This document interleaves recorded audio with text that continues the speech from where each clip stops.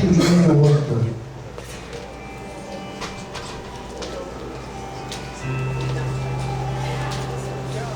João, capítulo de número 8.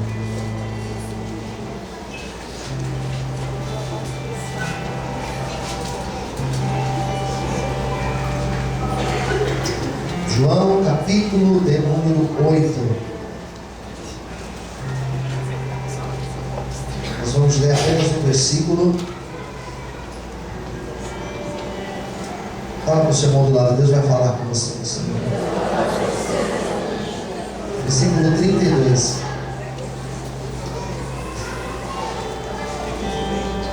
Conhecido demais esse versículo. E conhecereis a verdade, e a verdade vos libertará. Vamos ler juntos? Acabou de bem bonito? E conhecereis a verdade, e a verdade vos libertará. Outra vez. Conhecereis a verdade, e a verdade vos libertará. Vamos orar. Fala conosco, Senhor, na manhã de hoje. A palavra que nós acabamos de ler é um lindo texto. E eu te peço, Senhor, ministra aos nossos corações teu querer, a tua vontade. E fala com aqueles que depois vão ouvir essa pregação, vão assistir, os que acompanham agora pela internet. Todos nós, Senhor, sejamos tocados e abençoados por Ti. Eis-me aqui, Pai. Usa-me, em nome de Jesus. Amém. Você pode aplaudir o Senhor nesta manhã? Amém.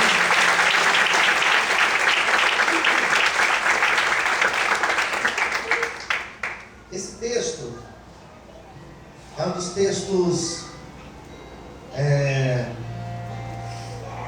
textos mais novos, digamos assim, do Novo Testamento. O Novo Testamento foi escrito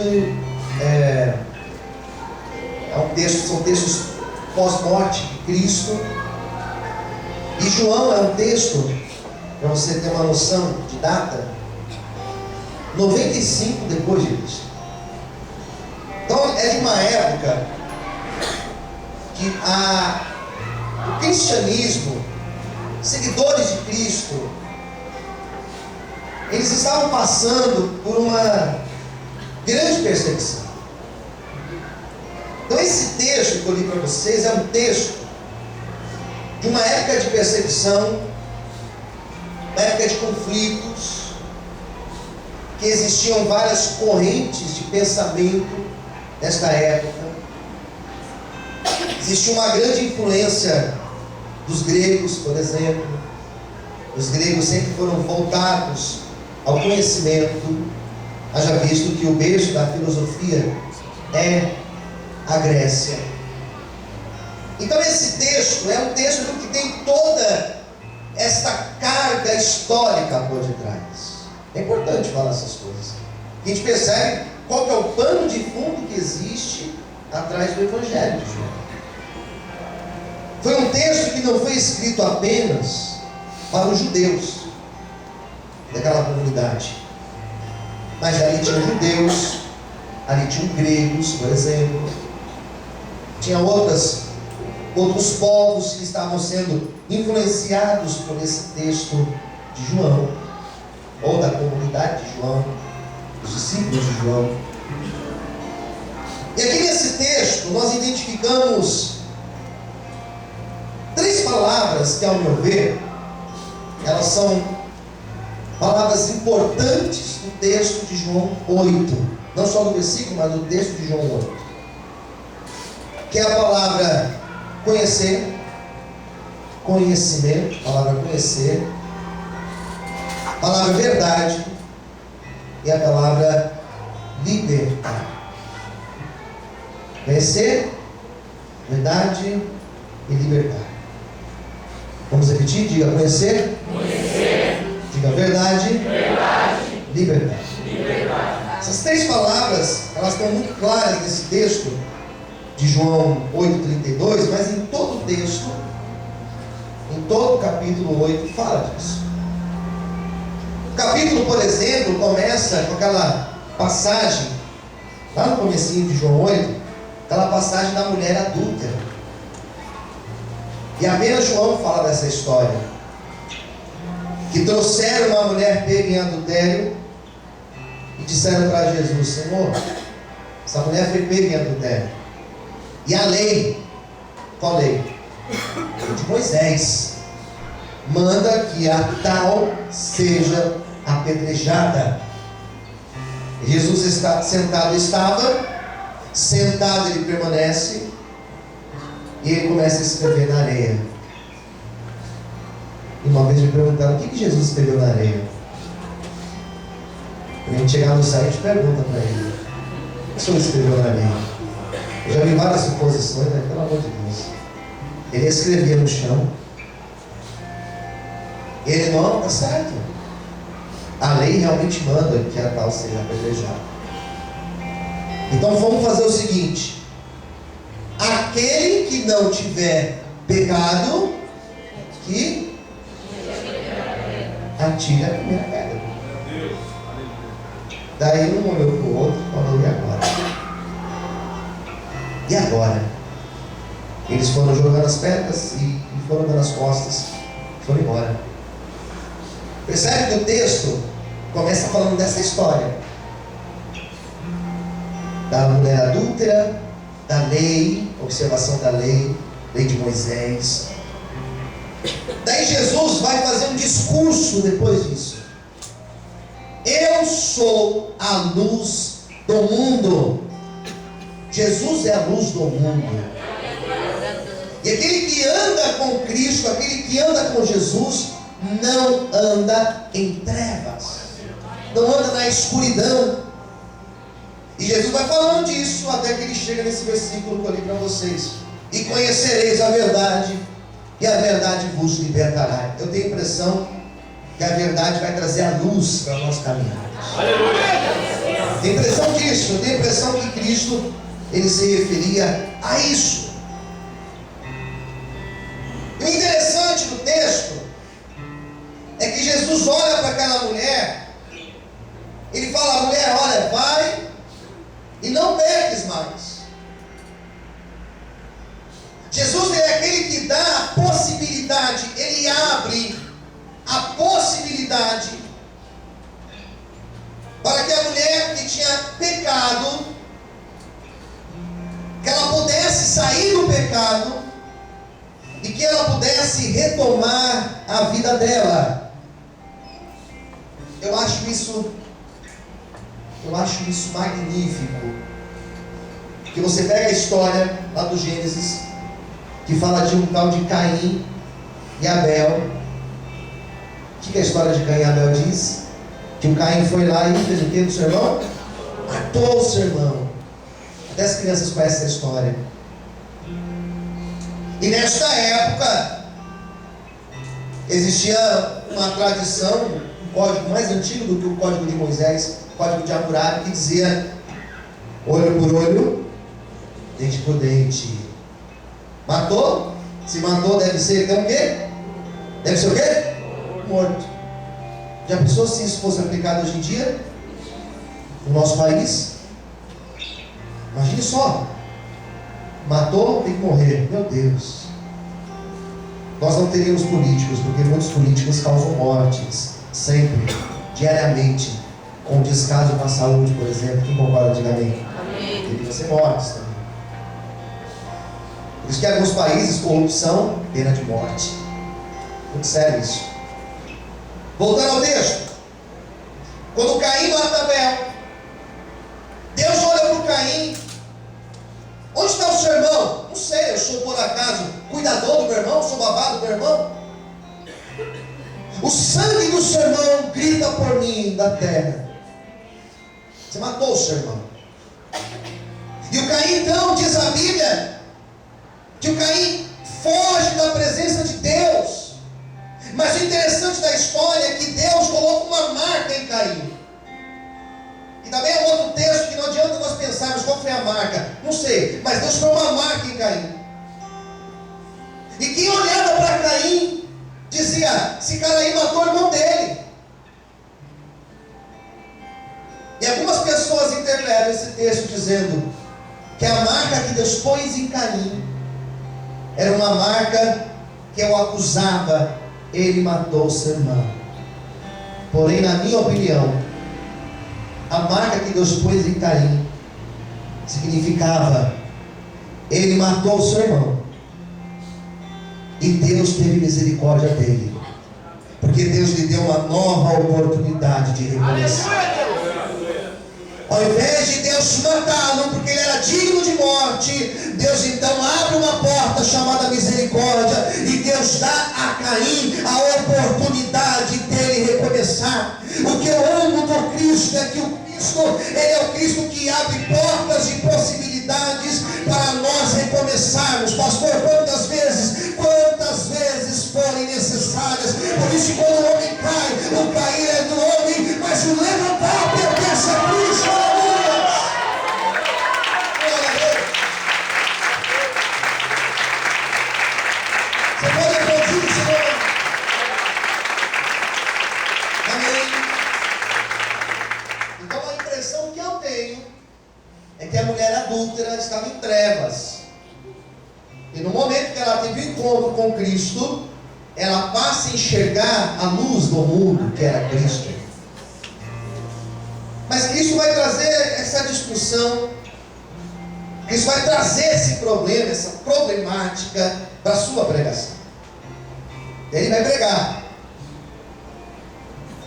Quando ele prega, segundo João, claro, quando Cristo vai pregar, Cristo fala sobre o conhecer.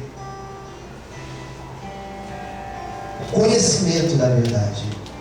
Diga para quem está perto de você: nós precisamos conhecer a verdade.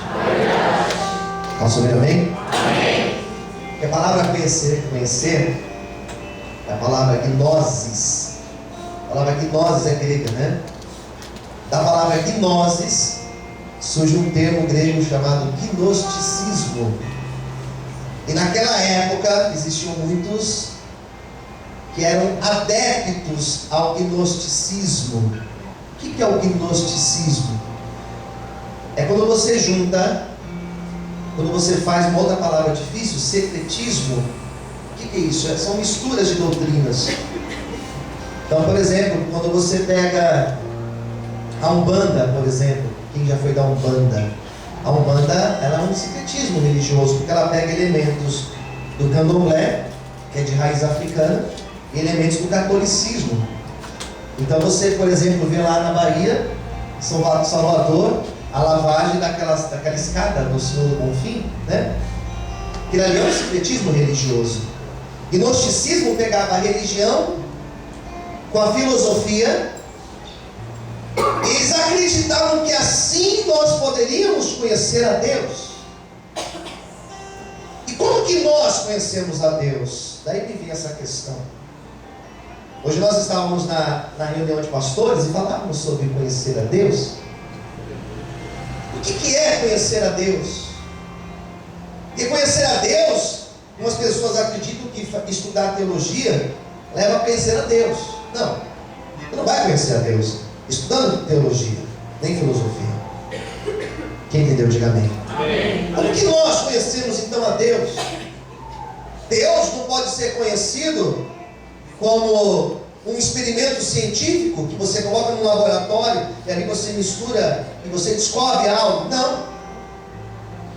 Se Deus fosse assim, nós poderíamos dizer então que pela experiência nós provamos a existência de Deus.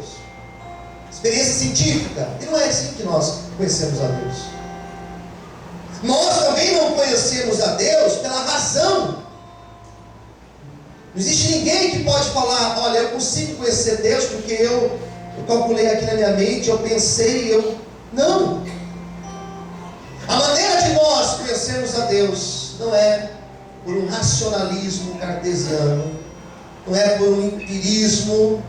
A maneira de nós conhecermos a Deus é pela vivência com Ele. Quem entendeu, diga amém. Viver com Deus. Eu acho interessante que, principalmente nós que somos obreiros, que temos a nobre missão de levar Cristo para tantas pessoas, nós temos uma responsabilidade muito grande. Fala para quem está ao teu lado, você tem uma responsabilidade muito grande. Qual que é a responsabilidade, pastor?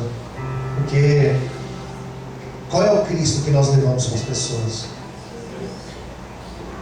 Qual é o Deus que nós estamos apresentando para as pessoas? Sabe qual é o Deus que você apresenta? É o Deus que você conhece. Ninguém fala de algo que não conhece. Aleluia! Ninguém fala de algo que não se relaciona com esse algo. E eu, como alguém que prega, eu tenho essa missão de ter muito cuidado com aquilo que eu prego. Eu tenho que ter muito cuidado, por exemplo, com aquilo que eu estou pregando agora. Eu não sei quantas pessoas estão ouvindo nesse exato momento. Olha quantas pessoas nós estamos aqui que vão reproduzir essa minha pregação amanhã. Quantos pastores nós estamos aqui que conduzem igrejas, que vão reproduzir com as suas igrejas. Essa mensagem ela vai criando uma proporção que não dá para saber, queridos. Então é muito sério aquilo que nós falamos sobre Cristo. E não tem nada mais libertador, e é por isso que o texto fala, conhece a verdade ela vai te libertar. Não tem nada mais libertador do que você conhecer o Cristo real. Aleluia, Deus! Aleluia! E João, ele começa falando desde o começo do seu livro, ele é o Verbo, ele é o Deus que se fez carne e habitou entre nós. É esse o Cristo que eu prego. O Cristo que desce da glória e ele habita entre nós. Por isso que eu digo, quem é o Cristo que nós pregamos? Quem é o Cristo que nós estamos apresentando para as pessoas? João ele vai falar de 7 milagres. Quantos milagres eu disse? 7 milagres, 7 sinais de Cristo. A primeira parte do texto de João, a primeira parte do livro de João, nós chamamos de livro dos sinais, que vai de João capítulo 1 ao João capítulo 11. Ali existem 7 milagres. O primeiro milagre que João conta que Jesus fez foi transformar a água em vinho. Por isso que eu acredito, por isso que eu creio que o Jesus que eu estou aqui anunciando para vocês nessa manhã é o Jesus que causa a transformação. Por isso que ele transformou a água em vinho. Por isso que ele transformou a mulher adúltera em uma mulher regenerada. Por isso que ele transformou a mulher samaritana em uma grande pregadora do Evangelho. Por isso nesta manhã eu estou anunciando que o Cristo que nós servimos, ele não é um Cristo que descarta pessoas, ele não é um Cristo que joga pessoas de lado, não. O Cristo que eu estou pregando é aquele que tem a capacidade de reciclagem, é aquele que tem a capacidade de pegar ela e fazer dele uma nova criatura. Vamos para a parte e exaltar esse Cristo. Aleluia! Você paga para Cristo, Senhor. É esse Cristo que eu prego. Cristo que transforma a pessoa. A grande diferença de tantas religiões que existem para aquilo que nós acreditamos em Cristo é que Cristo transforma. Aleluia! Fala para quem está do outro lado, Cristo transforma. Amém? Queridos, não é o pastor que transforma, não é a igreja que transforma, porque tem pessoas que frequentam a igreja dezenas de anos e elas não são transformadas. O que transforma é o Cristo. Amém! E não tem jeito, ele te transforma naquilo que ele quer te transformar. Eu não consigo te moldar, mas ele consegue. Jeremias uma vez falou que ele é o oleiro que pega o barro e faz o que ele quiser do barro. Faz um vaso menor, um vaso maior, um vaso assim, um vaso assado, um negócio assim. Ele faz aquilo que ele quiser conosco. Ou seja, como que nós conhecemos a Cristo, pastor? Conhecemos a Cristo por aquilo que alguém conta. Isso é muito superficial. A igreja está cheia de pessoas que conhecem Cristo do que contaram para ela. Cristo é assim, Cristo é legal, Cristo é bom, Cristo é bonito, Cristo é amor, Cristo é não sei o que, Cristo é não sei o que lá, e a pessoa vai conhecer o Cristo por aquilo que conta para ela. Isso é muito pouco. Conhecer Cristo por aquilo que as pessoas contam, isso não é nada disso. Eu posso falar que conheço a Cristo, e daquilo que eu penso, eu falo. Formulei na minha mente. E não tem nada mais libertador um pastor sentar com alguém e a pessoa chegar cheia de crises, cheia de coisas. Eu recebo várias mensagens de ouvintes, até pessoas aqui da igreja, e você ouve a dor da pessoa e é cada coisa absurda, gente. E eu falo assim, mas quem te disse que Cristo é isso? Não, pastor, não. Não, acho que não. E a pessoa fala assim, ó, ufa, pensei que ele era assim. Não. A maior maneira de nós conhecermos a Cristo, sem dúvida, é nos relacionarmos com Ele. É a tua relação com Ele. E nesta manhã, como que está a nossa relação com Cristo? Quando eu falo que a relação com Cristo é o que nos vai fazer entender quem é Cristo, eu também afirmo que uma das maneiras melhores de nos relacionarmos com Cristo é quando nós passamos por dificuldades. Quem concorda, diga amém.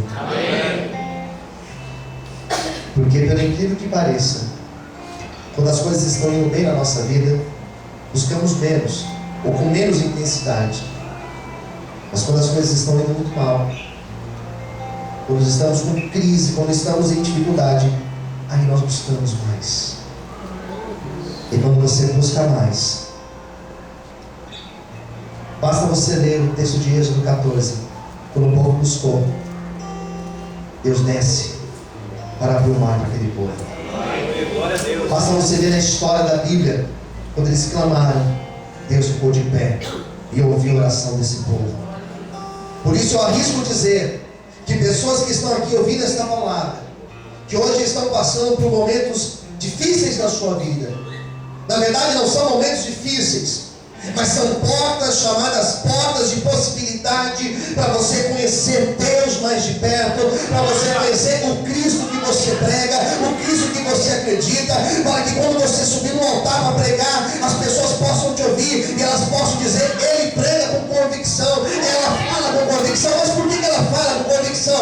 Porque Jesus mudou a história dele, a história dela, para que quando você chegar para alguém da tua família e falar Jesus transforma, a pessoa vai olhar para você e vai dizer, é verdade, porque ele transformou a tua vida, ele realmente fez uma obra maravilhosa na tua vida. Por isso, se hoje as coisas estão difíceis, em nome de Jesus, busca o Senhor, porque ele quer ter uma nova experiência contigo. Quantos podem aplaudir e exaltar o Senhor? Aleluia! Você pode aplaudir o Senhor?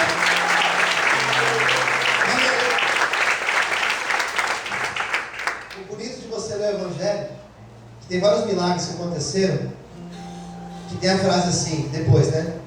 Não era este o cego? Não era esta que era prostituta? Não era este que fazia isso ou aquilo outro? Sim, era. Mas Jesus transformou a vida dele. Primeira palavra qualquer? Conhecimento. Conhecer. Daí vem uma segunda palavra que eu quero partilhar hoje, que é a palavra verdade. Não basta conhecer, mas tem que conhecer a mais alto, tem que conhecer a verdade. Fala para o irmão do lado, tem que conhecer a verdade. O que é verdade, pastor? Por que João fala que nós devemos conhecer, mas conhecer a verdade? Se ele fala que naquela época tinha que conhecer a verdade, é porque existia, qual que é o contrário da verdade? Existia a mentira. Se existe o verdadeiro, é porque existe o falso. E na época de João, como também nos dias de hoje, Existem vários Cristos. Existem vários Jesus. Existem vários deuses. Existem várias teologias. Quer um exemplo? Pega o seu carro, ou um ônibus, ou vai a pé. Vai na Parapuã, por exemplo. Sai aqui da estrada do Sabão, pega ali a Parapuã. Aqui do começo até o final. Quantas igrejas tem? 150, 180, 200 igrejas, sei lá. Cada porta é uma igreja. Ele lá. Você vai ouvir algumas pregações, você vai falar assim: ué, Cristo é isso? Tem algumas igrejas, por exemplo, não é uma crítica, mas é uma ideia que eu estou apresentando, que para Cristo curar, ele precisa de um lenço. Quem quer dizer amém? Amém. E você vai na outra igreja, que para ele curar, não é lenço, é de dinheiro. Pouco ou muito? Muito. E você vai na outra, está entendendo? Então, existem vários Cristos. Vários. Na época aqui do João existiam vários. Tem que conhecer. Mas o verdadeiro. É o verdadeiro. Não adianta conhecer, mas conhecer o falso. Porque quando você se relaciona com o Cristo que é falso, você está correndo um risco de achar que Deus, quem está me ouvindo, diga amém. Você vai correr o risco de achar que Deus é o Deus do paganismo, que você paga um pedágio para Ele, que você leva algo para Ele numa esquina ou numa encruzilhada, que você coloca algo para Ele e Ele faz aquilo que você quer. O grande problema de você não conhecer o verdadeiro Cristo, que você acha que Cristo, Ele tem interesse naquilo que você tem. Coitado de você. Você não tem nada. Ele é o dono do ouro e da prata. Amém? Você pode aplaudir o Senhor essa manhã.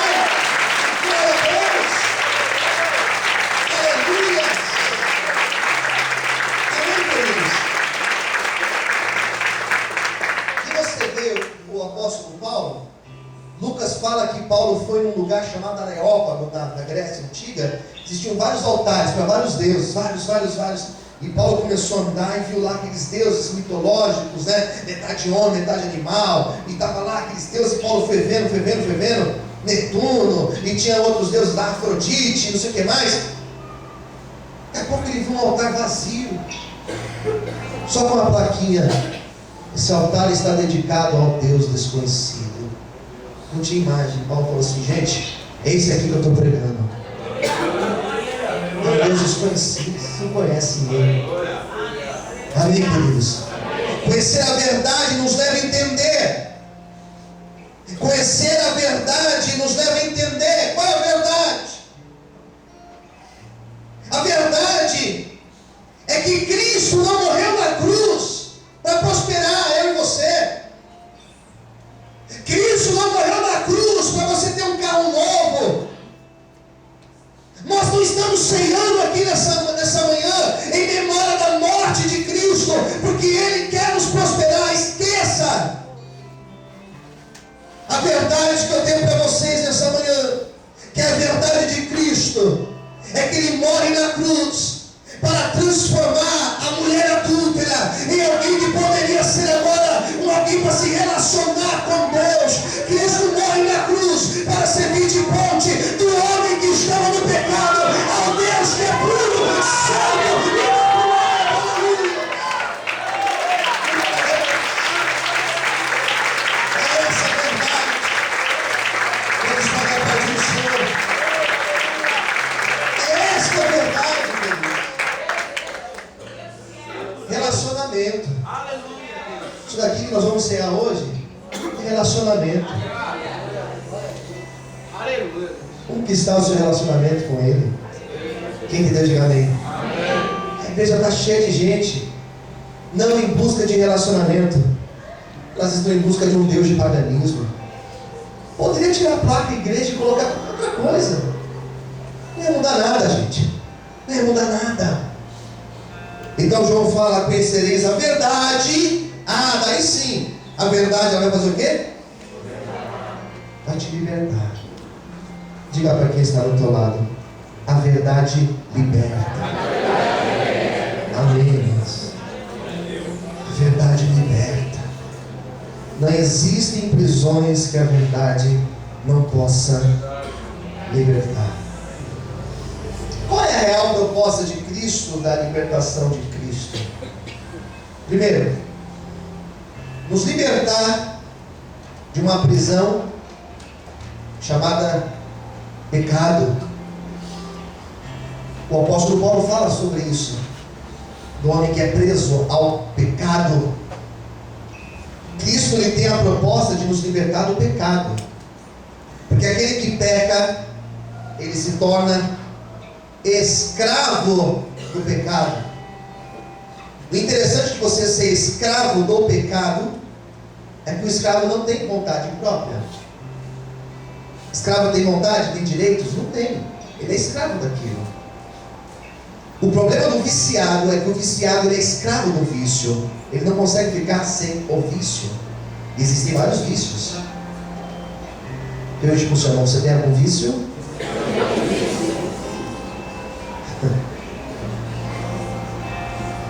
O WhatsApp vicia? Sim ou não? Mas vocês não têm. Ninguém aqui é viciado no WhatsApp, graças a Deus. Facebook vicia?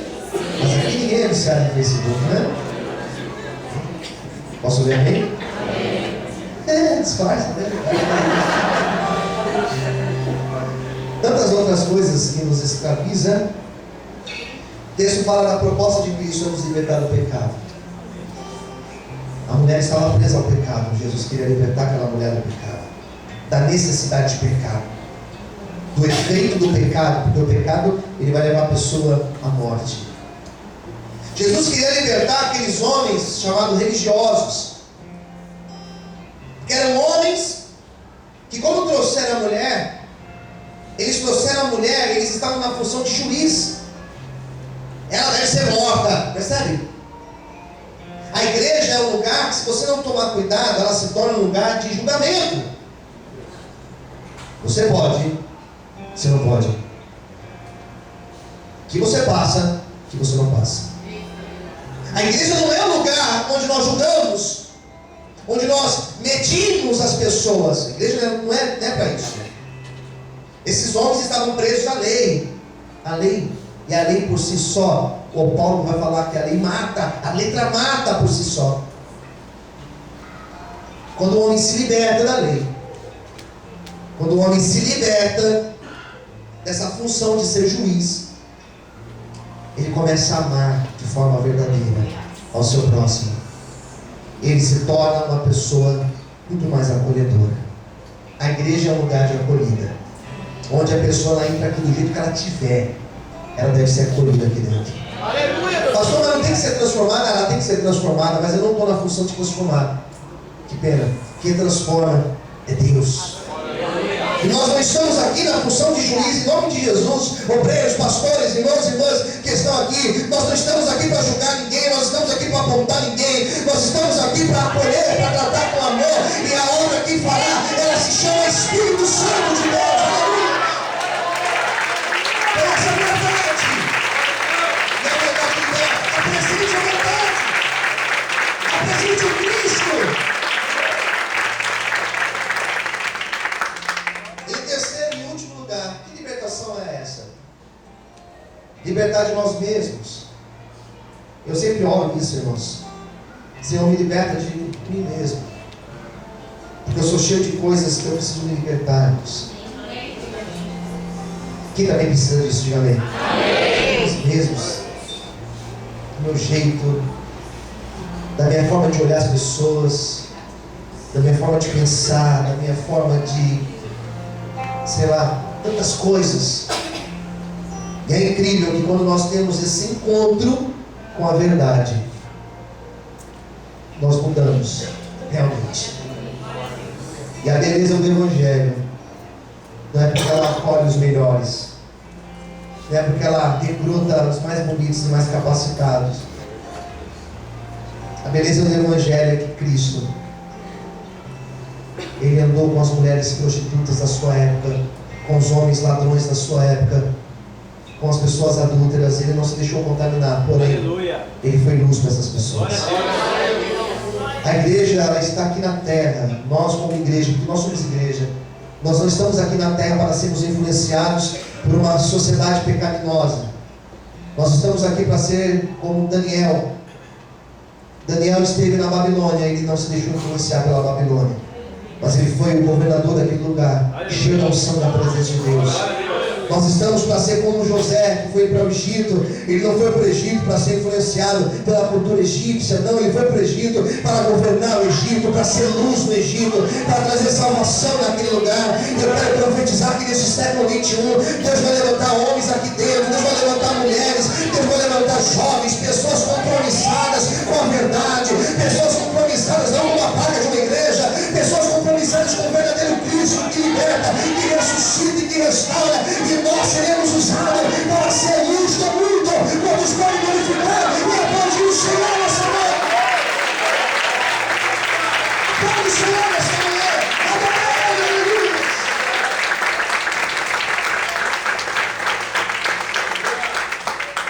Por isso, se João começa falando que Jesus, o primeiro milagre, transformou a água em vinho. Se o primeiro milagre foi transformar a água em vinho, o último milagre que ele fez foi ressuscitar a Lázaro. E quando ele ressuscita Lázaro, ele está mostrando que ele veio para trazer vida onde existe morte. O interessante é que ele vai falar para Tomé, no texto de João 11: ah, mas nós vamos lá, nós seremos mortos, que não sei o que. Jesus fala assim: não, eu sou a luz do mundo. Quem caminha comigo não está em trevas. Essa é a proposta do Cristo. Que nós conhecemos a verdade, de nos libertar de nós mesmos. E quando a pessoa está liberta de si, de uma vida de erro, de pecado, ela consegue ser luz do mundo.